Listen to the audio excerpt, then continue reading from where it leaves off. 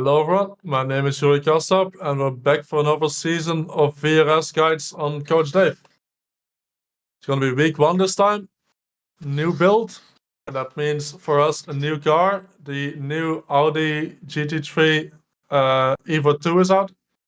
Lucky for us, it's a very nice pick for the first track at Spa, very nice combo as well, really nice to drive.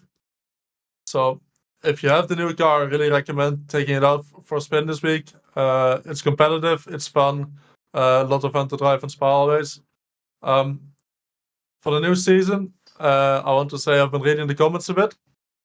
So I want to say a couple of things. One thing for brake markers, the whole season long, but also for this. The reason I don't like taking super specific brake markers, so saying, for example, exactly at this pixel here you want to brake, is that it depends a lot on the track not only track conditions, depends on the fuel load, but it also depends on your driving style. So for everyone, even me and my teammates, we brake at slightly different points. So what I want to give you in these guides is an indication as like, this is a good point where you want to start braking, but the braking point is not nearly as important as the speed you're carrying through the corner and the balance of the car you're getting through it. So if you can take a corner more consistent or better by braking at a slightly different point, then that's always what I would recommend. That's why I'm giving you a rough point where to brake, where to start from, and then develop from there. And I think it's much better to learn how to drive that way, but also how to go fast. Brake points very personal. It depends a lot on how you like to get the car rotated and get the car turned into the corner.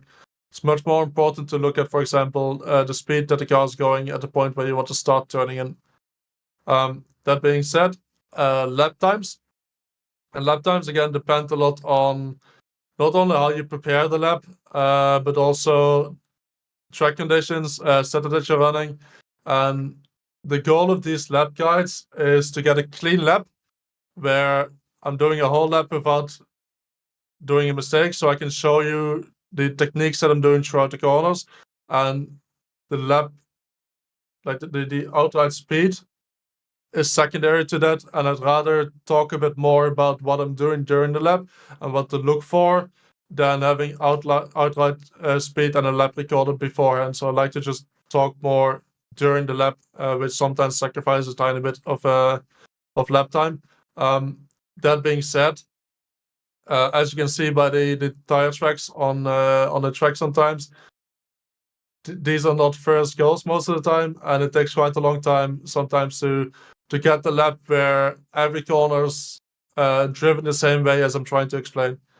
And most of the time, if you're doing the lap times that I'm doing here, if you copy exactly my driving, you should be doing really well in your splits, even though I'm talking a bit during the driving and maybe it's not the best outright lap time. In this case here, this track guide, I think if you're doing these lap times with the race fuel, you'll be doing more than fine and winning almost every single race. With that being said, new season ahead. Can't wait to get going, and let's get started in this one. Right, here we are. Last sector. And the new car for the season. Really good to drive. Spa. Race fuel as usual. A lot of small details on this track where the last bit of time is, so we're focusing on that. All the speed. Turn 1 is on the exit. So try to focus on getting a good exit from the corner. As you can see, the car has quite a lot of traction if you set up the corner well, so you can really shoot out of the corner and use that for the big straight. Eau Rouge is easy flat, so all we care about in Eau Rouge is try to scrap as little speed up as we can, keep the steering as straight as we can. Then later on we want to be using the curb on the left side, so don't be hugging the left side white line.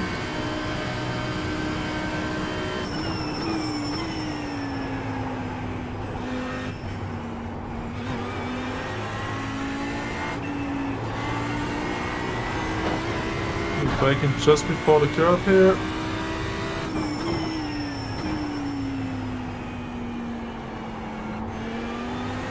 Open up no name.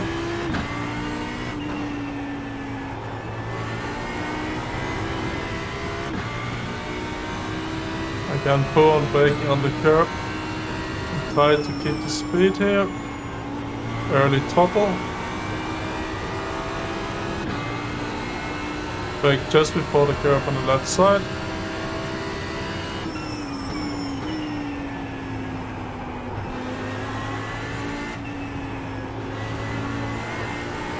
Open up Stabilo for a good exit.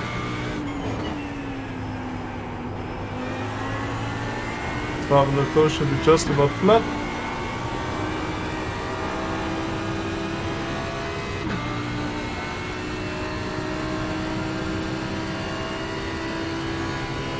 Blanchiment again, low steering inputs. Should be quite easily flat out. On the bus stop, try to open it up as much as we can.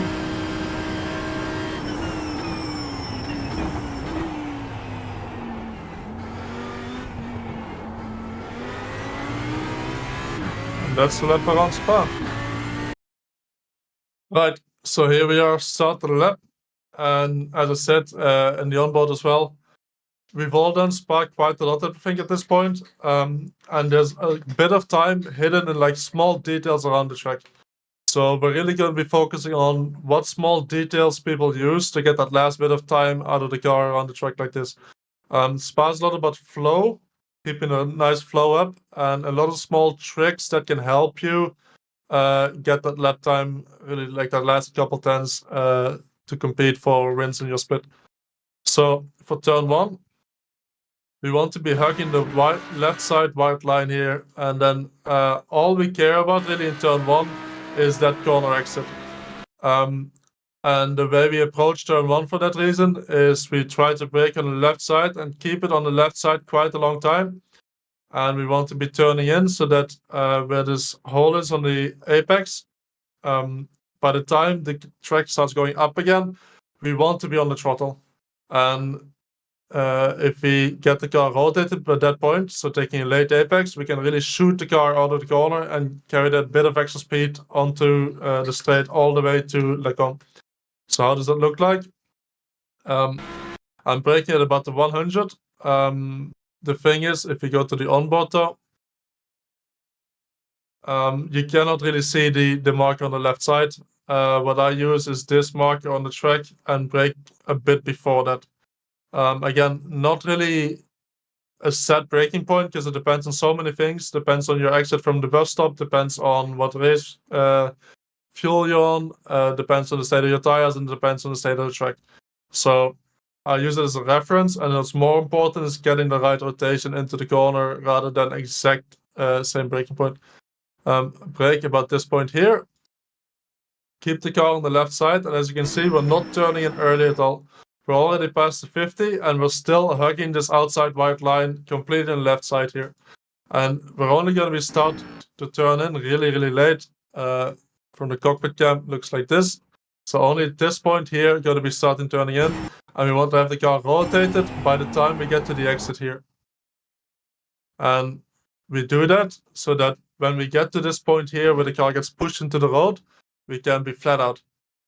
And the new Audi has got really nice traction and really carries the speed out of the corner, and we can just take that speed out of the corner, carry a lot of speed onto the back.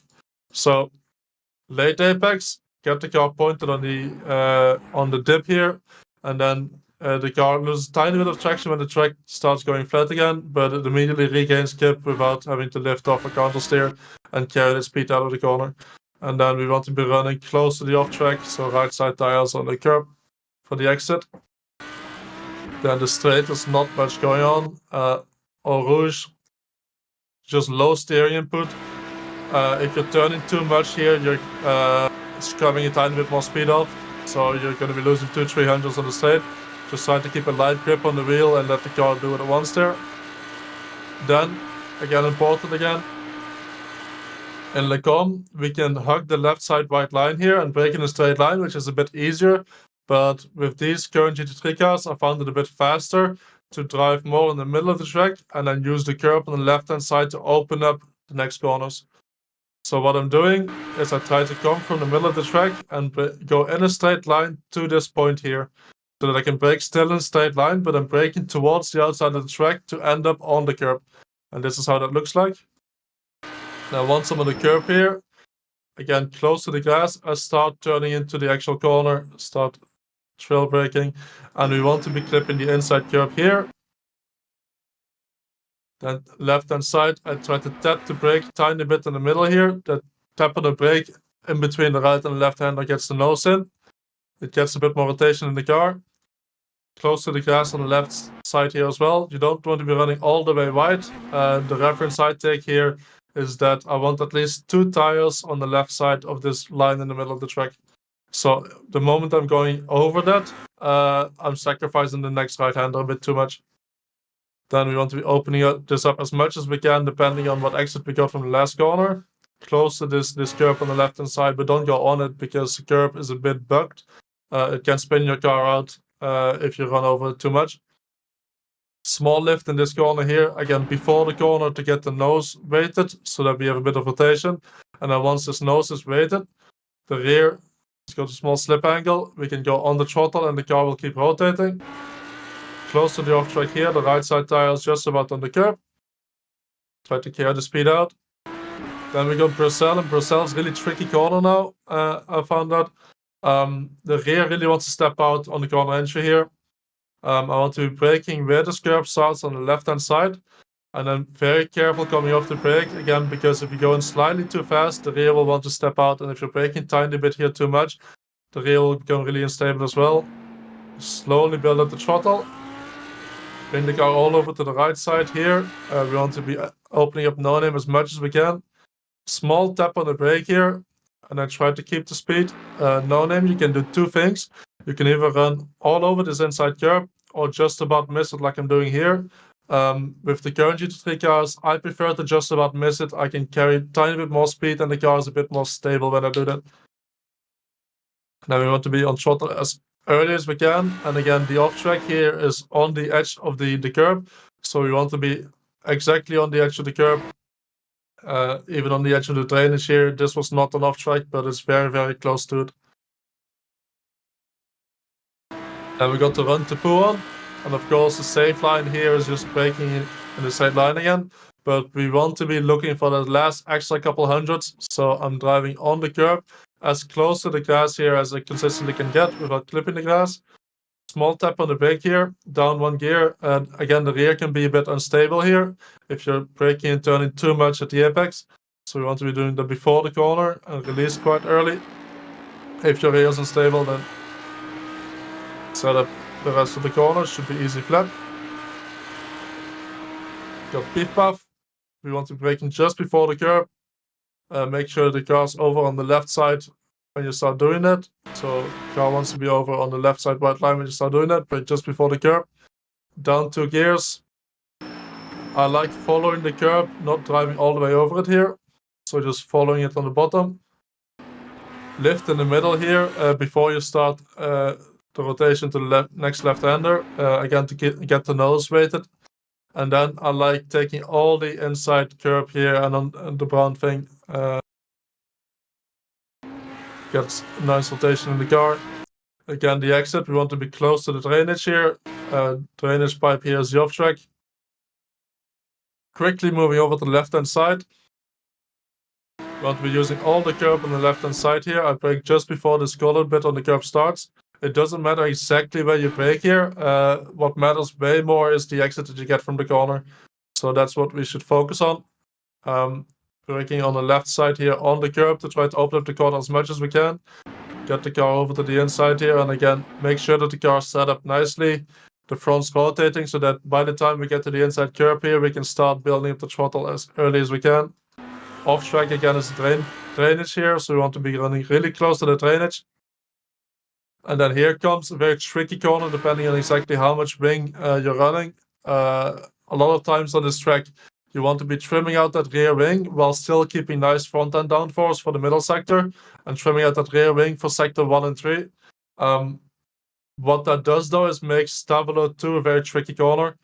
You're gonna be needing to be really stable on the wheel here to keep the rear in check. Again, depending on how aggressive you decide to go with the setup. With this setup, I'm just about flat out here, but I need to be really careful with how much steering input I'm doing because I'm rear limited most of the time here rather than front limited, which means that I turn the wheel a tiny bit more. The rear is going to go just before the front. So we want to be very smooth on the steering and keep a very smooth line, clipping the curb here and then get into the outside. You can see in the middle of the corner here, the rear starts to step out a tiny bit already. If you want to get the car more stable, you want to lift, but you need to be very careful with where you place that lift. If you place the lift too much in the middle of the corner, that's where the rear is going to struggle the most, and going off the throttle there will get the weight off the rear of the car, which will only make it more unstable. So if you want to get the car more stable through this corner, you want to be lifting from this point here after you've gone off the curb until you're at the curb on the inside. So lift a bit there to get a bit of the speed off, get a bit of that the pressure of the tires, so you're not as close to the limit. Lift a tiny bit here, and then when you're at the apex and turning the most in the corner, you want to be on full throttle again to get that weight on the rears end of the car where the car needs it the most. So that's how we take Stavolo. And then we got the back straight, coming up to Blanchimont. Blanchimont, again, it should be quite easily flat. It's rather rear limited than front limited most of the time here. Again, if you want to lift around here, and don't lift when you're getting very close to the apex, because that's where the rear is going to be asking the most from the tires. So if you want to lift, do it early and make sure you're flat out in the corner again, and that will help really make the car a lot more stable if that's what you're struggling with. If you want to keep it flat, again, just make sure that you got smooth steering inputs, and the car should feel a lot more stable as long as you do that. Then we got the bus stop, really tricky again. Big point why it's so tricky, in my opinion, is that the brake markers on the left are almost non-existent. There's a 50 here and there's a 150 here, but the 150 is too far back and the 50 is way too close to the corner. So what I use is this marker again on the road, and with the shadows it's really hard to see as well. You can also use a white line and brake just a bit after that. You can use a bit on the left here, but I use these markers on the road and you see the sand start from here and gets white here. And I brake just about where the sand starts on the left hand side. That's what I personally like to use, but again, it's tricky, especially if you're behind other cars, to see where to brake here. It's better to brake a bit earlier and get a good entry to the last corner than braking too late and struggling with the entry there.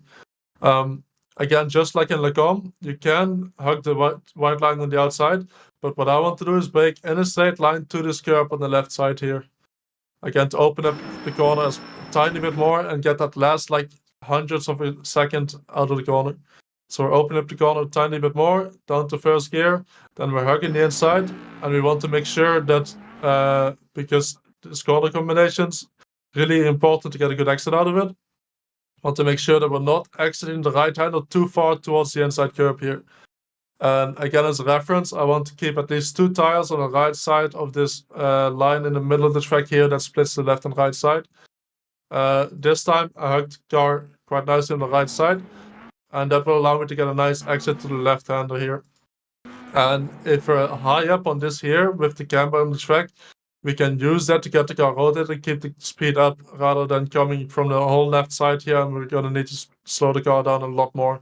So you want to sacrifice this right hander a bit more, come from the outside, sacrifice a bit more, and keep the car at least in the middle of the track to use this elevation here to get the car rotated for the next left-hander. You can either lift into the next left-hander or a tiny bit on the brakes. If you're too much on the brakes, it can be easy to get the rear unstable here though. So I use a tiny tap on the brake to get the car to turn in. And then try to set the car for a good exit. And again, we're running close to the drainage here on the exit. And that's the lap around Spa in the new Audi GT3 EVO 2. A lot of fun to drive, I think. Really recommend driving this car. It should be fast as well. New cars always exciting. Very exciting week. Alright, so there we go. Week 1 done. I think this week will be the highlight or one of the highlights of the season. New car is going to be really fun to drive. Interesting to see how it turns out. New tire model, everything new, really, really exciting. With what most people would probably consider the best combo in iRacing, GT3s at Spa. Really worth giving it a go if you got time this week. The races here are always amazing. I wish everyone good luck this week and enjoy the new build, and see you next week for the next guide.